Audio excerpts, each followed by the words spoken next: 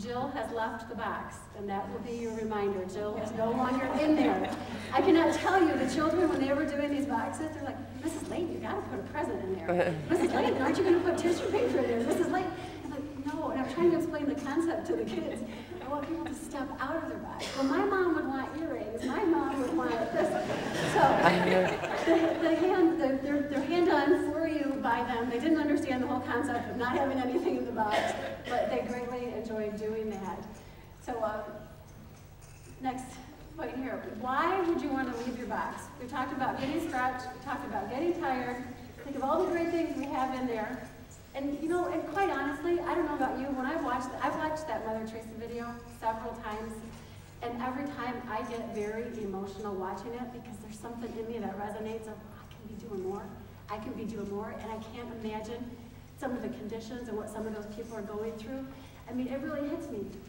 But so looking at that and thinking of how uncomfortable that would be and how stretching that would be and how tiring that would be, why leave the box? Why would you even want to? First off, I think there's an opportunity to change the world. I think in terms of using the abilities that God has given us, our feminine abilities, in terms of maximizing our potential in the time that we have here, stepping out and doing something outside of your box could change the world. You say, well, how could that be? Like I said, the very hands that colored your box, this is what dawned on me as I'm watching all these kids come up and tell me about this. It's like, you know what? I don't know what they have going on at home right now. I don't know if mom and dad are getting along. I don't know if they're in foster care or they're this. I don't know if there's abuse there. I don't know their story. But what I know, what's been a reminder to me, is the very hands who colored these boxes for you, maybe the very hands of a child who needs you, who may someday need you in some way. I'm saying change the world.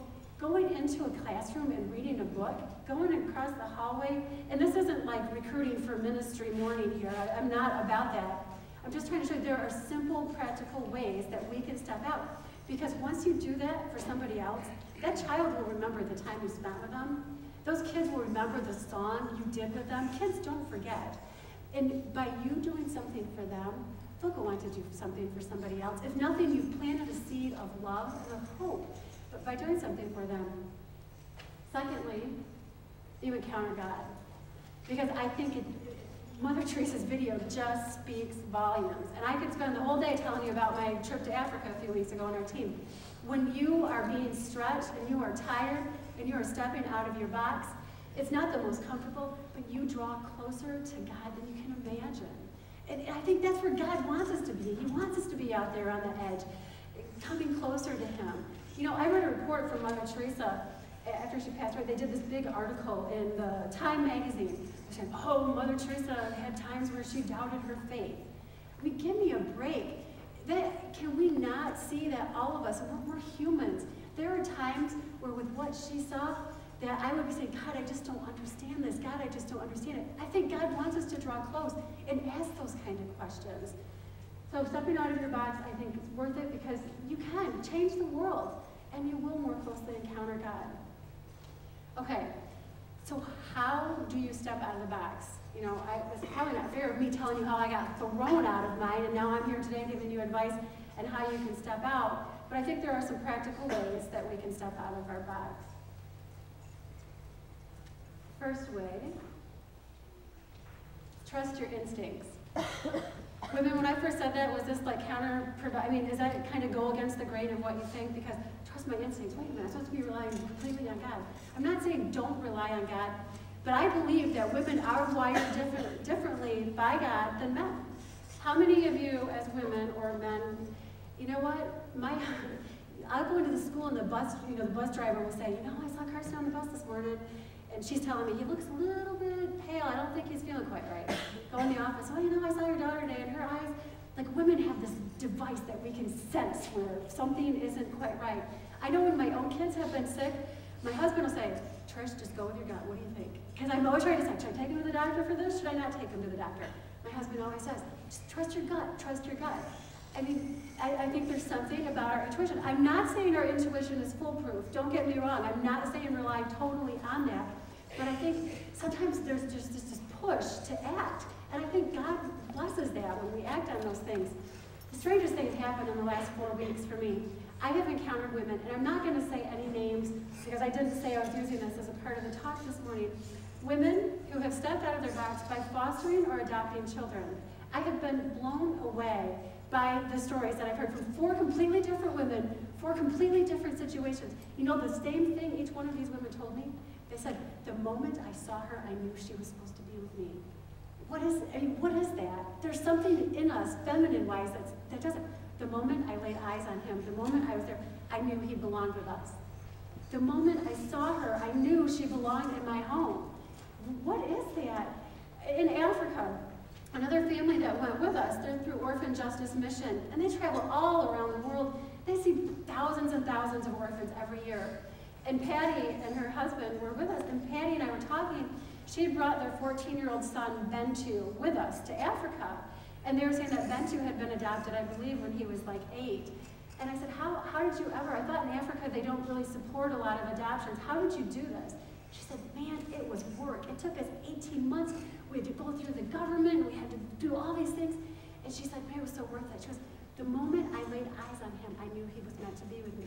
There were 60 other kids who were still left homeless after a flood had gone through.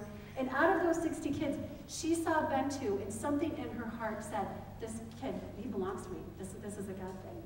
So trust your instincts. Secondly, face your fears. You know, last week in Fuel, we were talking about this with the kids. We were talking about the greatest risks we've ever taken. And these kids are talking about the ripcord and going on a roller coaster. And I have a couple of boys in there who absolutely hate heights. And I can fly, but I don't like being on ladders.